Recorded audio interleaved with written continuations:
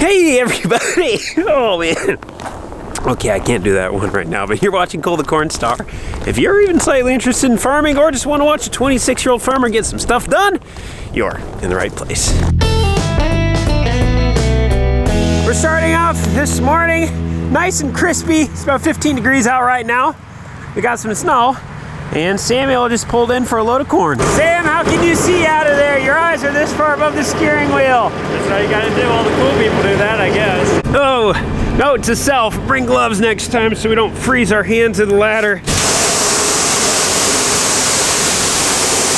The corn plant's offering some pretty aggressive bids right now. They have a 25 over basis, so they must be needing corn. For context sake, normally basis right now is like 60 under. So we're rocking 85 cents higher on basis than they normally are. So we're taking advantage of it. We just rolled out another 20,000 bushels. So we've already brought in close to 100,000 bushels of corn. There she be, Sammy Sosa's full. Yeah, I gotta find gloves later. This is brutal. Oh, that's cheating with the electric tarp. Where you can run your tarp inside the cab? I mean, it's just simple open and close, but like on the older Thunders, like for like the one Rob has, yeah, you have to leave your remote open the whole time, because if you once you close it, they'll shut it off. Oh, and so like a safety thing? Yeah, so at least with this one, get your button, close it, don't have to worry about it anymore.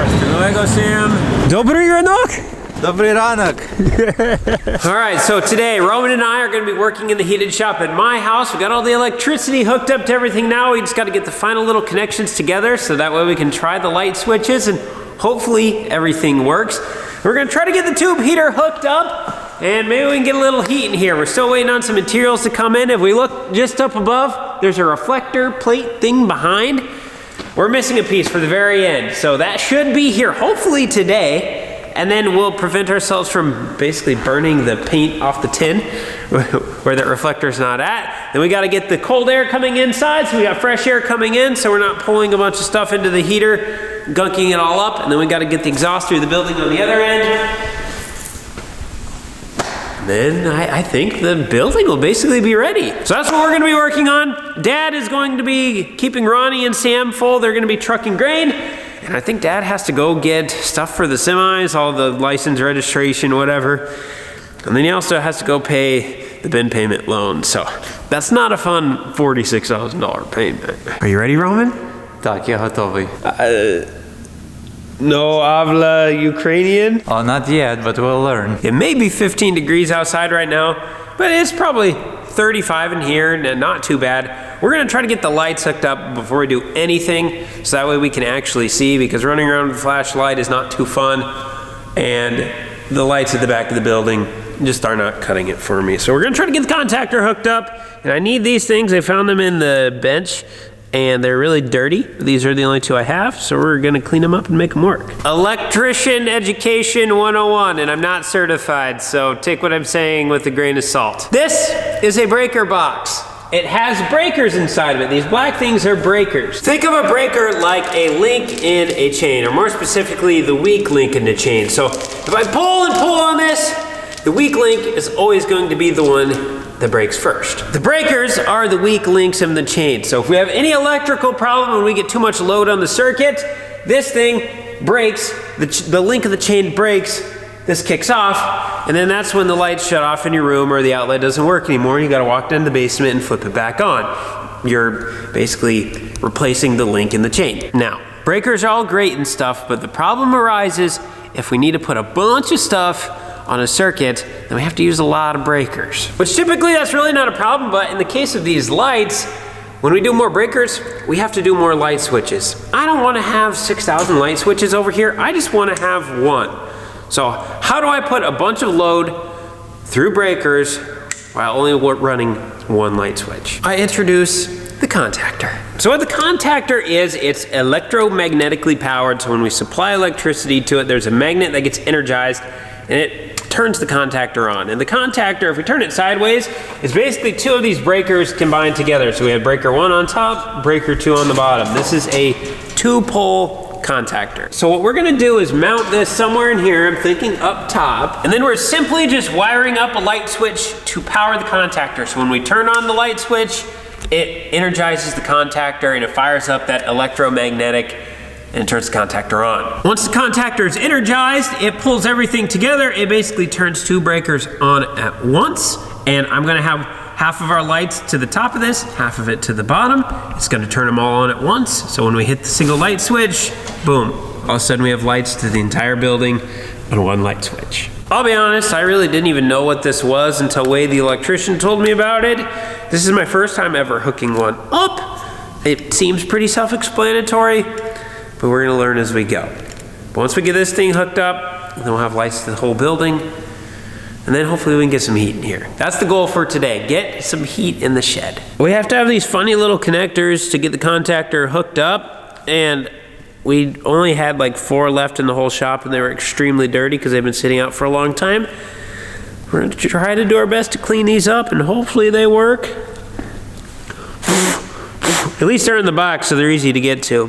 When you have stuff buried inside the conduit, that's not as fun when you have problems. This is the game of how many wires can I fit inside of a piece of conduit. I somehow managed to stuff all these in from there up to the box.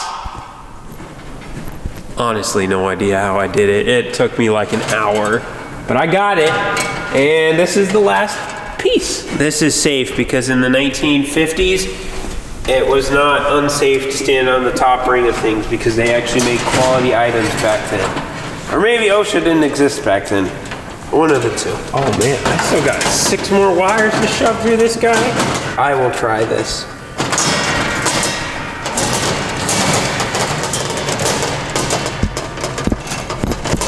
We're gonna try to sandwich these together with some tape inside of this conduit. Man, why is that one being so stubborn?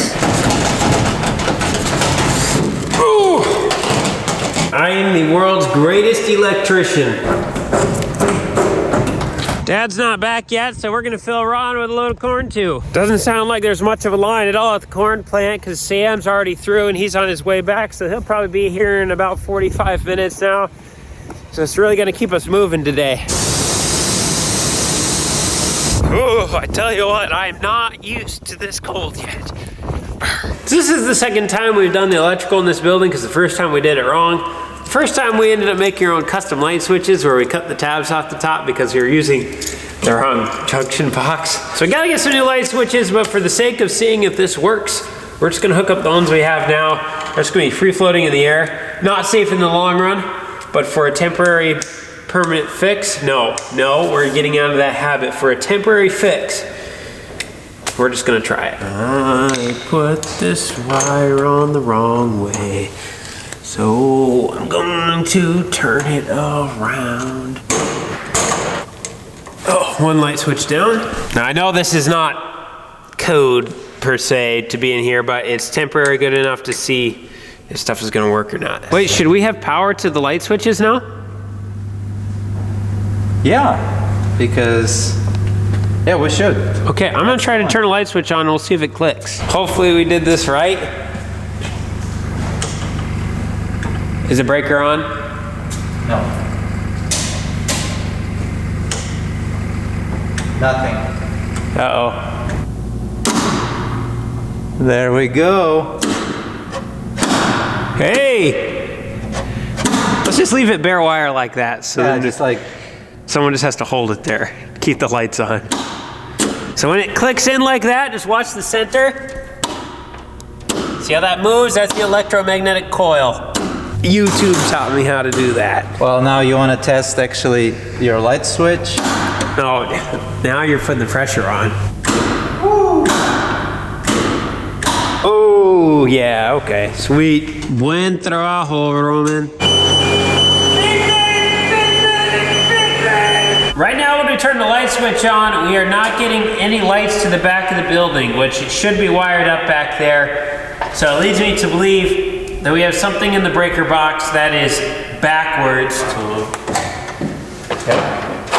So something is messed up, Cole. It just got sparked.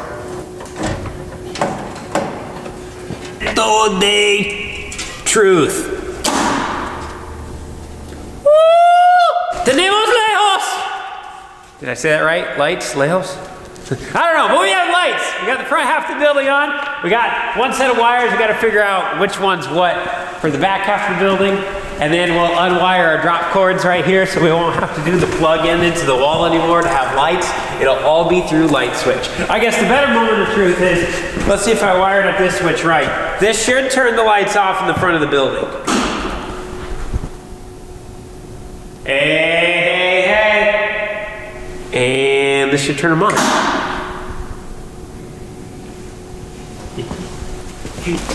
We've never had fully functioning lights in this building that actually work the way they were supposed to, problem-free, until now. That's a good feeling. We've built this building in 2005, it's 2023 now, so 18 years to get it done, yeah. Sounds about right. Ellie, you don't speak English. You don't speak English. You speak Dogganese. Yeah, you speak Dogganese. Yes, that's right. Woo, woo, woo, woo, woo, woo, woo. Hi guys. You want to see something cool, Dad? You hooked up already? Hey, Roman, you want to turn those on?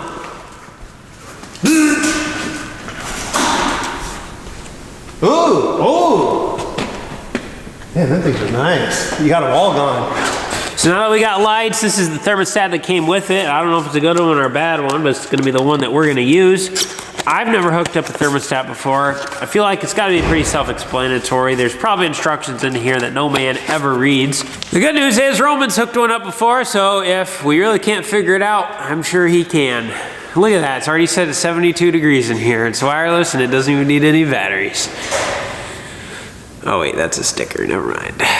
Yeah, I don't know what we hook up to what in there. I don't know what the heck a W2, Y, WT, RC, RH, GC, I don't know what any of that is. I think this is the side I need. I put all my wires in there and then when I clamp them together, then these little terminals do their thing. So I don't need to do anything with this side. Bad breath, body odor, hygiene issues, working in close quarters with other people can lead to some embarrassing situations. I just watched this video. How do you tell an employee they smell? Not sure what to think of it. Okay, I admit I can't really smell anything, but it tastes good. All right, back to it.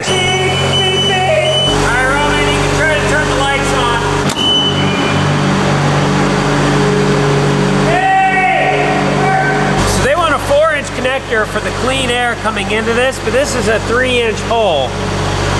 And then the inside's even smaller. So I feel like a 3-inch would be fine. We'll try these and see if those fit onto the little terminals for the thermostat connectors. If they do, these will probably work. So are you gonna run electrical on the other side? For right now, I was just planning on doing this side because the building's not very long or wide.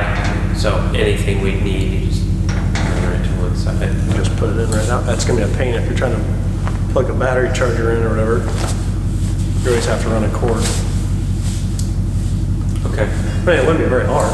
Cooper just requested that we put in a set of outlets on the other side of the building now. So we're gonna have to get some more 1/2-inch conduit, that way we can run wires up and over the ceiling and down the other wall, then conduit at the bottom. Now it's time to be doing it though. So the way our operation kind of works, I take care of the business side, the learning new things and implementing those things onto the farm. Cooper has evolved into more of the operations manager. So the day-to-day operations, what work needs to be done, we just report to Cooper, ask him. He just lines us up with things. If he doesn't have anything for us to do, then it's our discretion on what projects we would like to work on. And then I like to say Dad is kind of the glue that holds it all together. Dad has all the experience.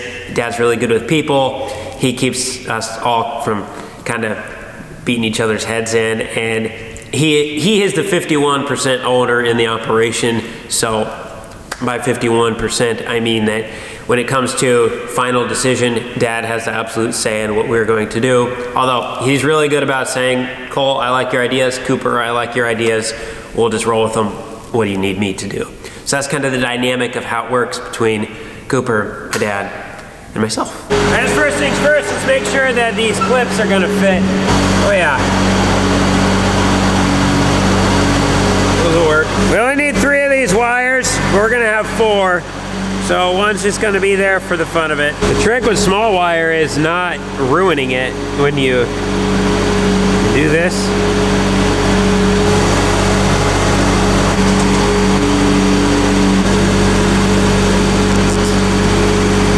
Well, we might get to the heat at some point.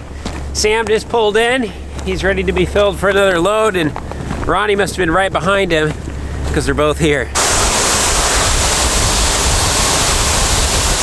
With the overhead, we can fill a semi in about 4.5 minutes, so this thing's pretty stinking fast. Where compared to like a 10-inch auger, that's gonna be more about 20 minutes. You can tell we're kind of getting to the bottom of the bend too, because it's got a bunch of fines in there. See the red fines floating around.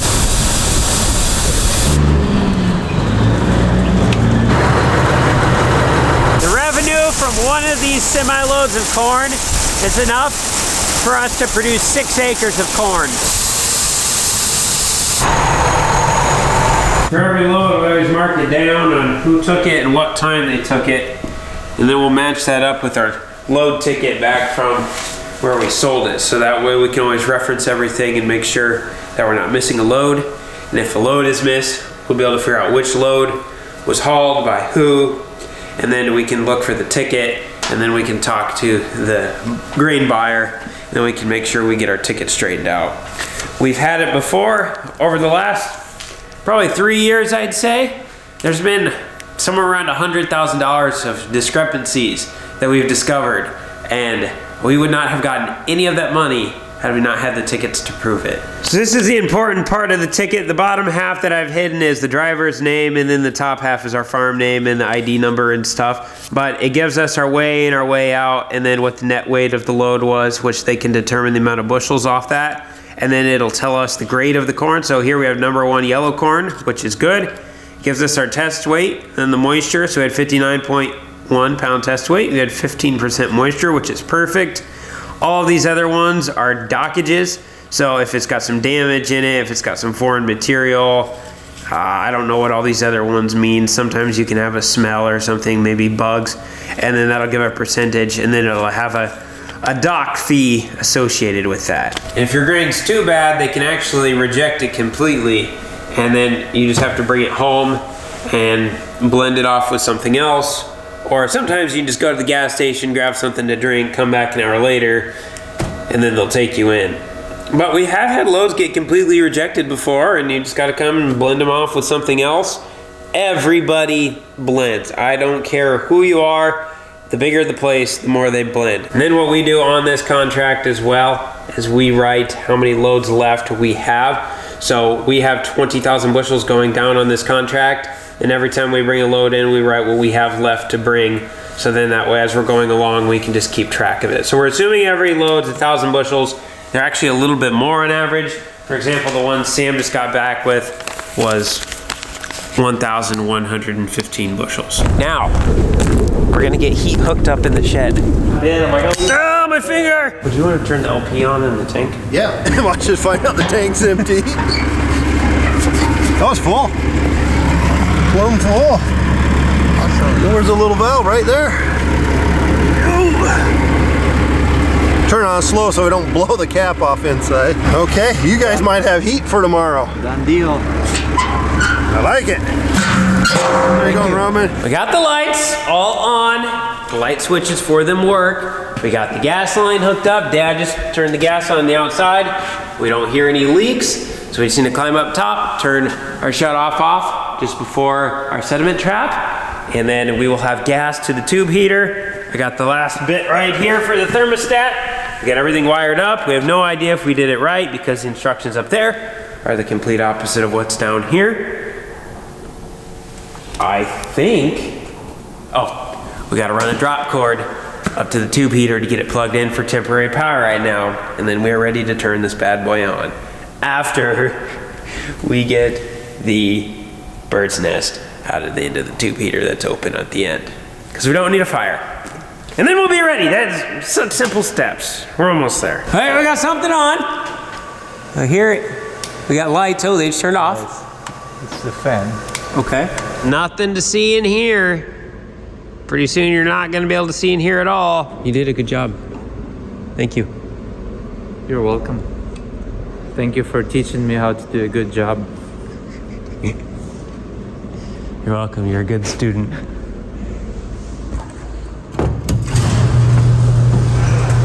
Let's let some of that out of here. Yeah, it's amazing how much quick you can feel it. Oh, it feels good. Tomorrow, Roman, we're putting lawn chairs right here. Kicking back. Tomorrow, if we want to, we could mount that piece of conduit up here. We'll probably need to make an extension piece to get it out just a little further. And then we can shove that wire through, get it rehooked up, then it can be warming up in here a little more. And then we still got to get that one wire in up top. All right, dear Roman, we need to get the permanent electricity from the breaker box up to the 2-meter, so we don't have to run drop cord anymore, okay? No drop cord anymore. No drop cord! No drop cord. The good news, Palma, is the fact that we got all the electricity running through the box already. So we just have the pigtail sticking up there in that ginormous jumble mess of wires. And so we just have to run electricity from there all the way to the back. So we just have to get 3 more wires up there. Roman's gonna be on the skylift pushing the wire. I'm gonna be on the scaffolding, just making sure it's tucked up inside of all the junction boxes and doesn't fall down.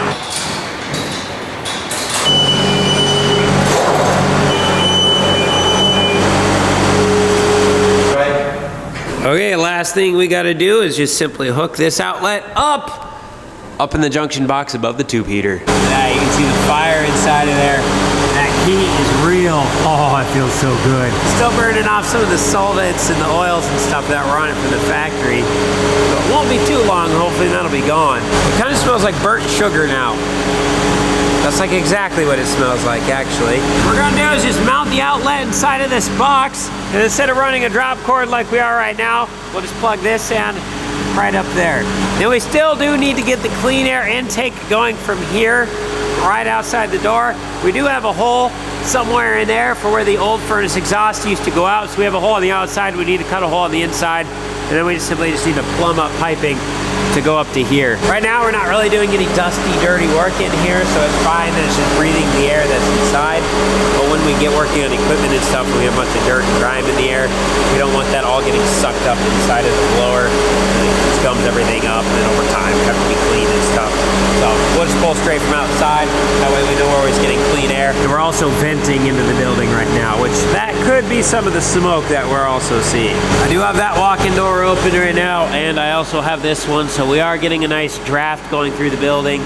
It is able to be clean air, which this is listed. It can be ventless as long as you have 4 CFMs of air through the building. So we might be okay if we have the doors open.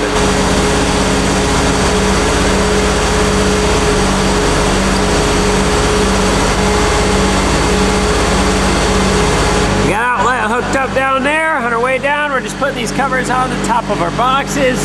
And then we do need to run 3 more wires from this box over to our last box. We ran short on wire, our spool ran out, so I'm gonna have to steal some from that pile over there.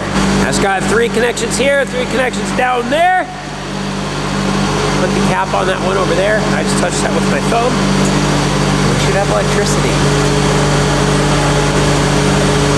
I almost forgot about this thing. It'll fit. This is the baffle. Basically slows the airflow down coming out of the end of the tube heater. So that way it makes back pressure inside of the heater itself, and then it forces the heat out versus blowing hot air out the end. We were able to somehow get a wire up through there.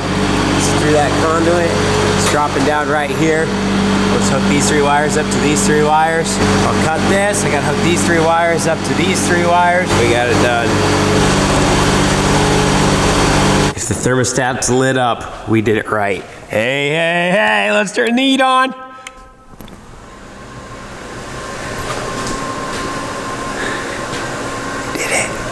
We did it. Can we just take a second to appreciate how good of a job Roman did inside this box? Look how neat he has everything tucked. He can put zip ties on stuff.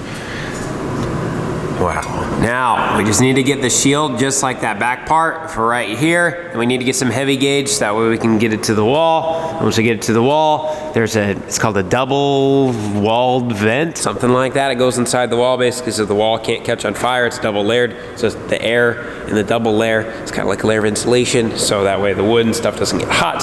And that'll vent right outside the building. Right now it's venting in here. That's what I mean by we're technically breathing in the fumes of what the furnace is burning. So I have that door open and that door open. We're just kind of getting the chill out of here so that way the stuff in here isn't freezing. It's like 45 degrees right now. I did turn this on. I want to see how much different it is having the baffle at the end now, because earlier you definitely noticed a difference down at this end. It was much warmer. You could feel it a lot more than when you were at the other end. You could still feel it down there, but it was like twice as much down here. And it kind of feels like when you open the oven and you're like halfway across the kitchen and you just feel the heat radiating out of it. Yeah, that's what this feels like. So one of these days, we're gonna have to take a trip to Menards so we can get the stuff for that, and then we'll also get the stuff for the clean air intake on the other end. We got this thing done just in time because tomorrow they're talking a low of 8 degrees, and we have some stuff in the big machine shed that has a freezing point of like 25 degrees, which is about what it's been lately. So I'd like to get that in here so that way it doesn't freeze, and we have this functional enough to at least keep it above freezing in here. I've said it before and I'll say it again, we're doing these things that way we can get things fully operational, where they're easy to use. You come in, you hit the light switch to turn on the lights, not, hey, you gotta walk over there, and then it's not the outlet that you can see, it's the one like on the back side of the bench. It's kind of on the left side, about 6 inches in. It's not the first one there though, that's just a dummy outlet, it's not hooked up to anything. It's the second one, and you gotta get it wiggled in there just right in order to make the lights work. If it arcs, you need to go unplug the furnace at the back for 10 minutes and then plug it back in and then hit the reset button. Like, I wanna get rid of stuff like that. I want things smooth, simple, easy to find, easy to use. So that is the goal of what we're doing here. We're trying to make everything as streamlined as possible. We're investing some serious time into this project. Once it's done, we're never gonna have to touch this stuff again. We're gonna be able to just come in, use it the way it's supposed to be used. All of this stuff has been sitting on boxes on the floor for the last several years. So now we're finally putting it to use. It's awesome. The goal is to get all of this stuff off of the shop floor. I don't want to look at any of what we're looking at right now because this wall from the door to the back of the shed is going to be completely clean against the wall as well as on the floor. We just want equipment on the floor, and then we're gonna have a designated tool area over here with the bench. The air compressor is gonna be lifted up there. Everything's gonna have a home. We've been working on it for several years. We have came a long way. We still have a long way to go. I feel like this is a lot of stuff that people don't see because everyone just wants to look at the final results. It's kind of like someone who did something every single day for 15 years, and then all of a sudden they're an overnight success when they start ticking off with it. This is a lot like the case here. The farm has not always been clean. It's actually been a mess pretty much my whole life. And we're just simply eating the whale one bite at a time, as Roman would say. And we're making a dent. We're just gonna keep hammering at it a little bit every day for an extended period of time. It goes a long way. But I've worked up a hunger, I'm tired, I'm gonna head inside, grab a bite to eat, and go to bed. That's all I got for today. Thanks for watching. We'll see you in the next one.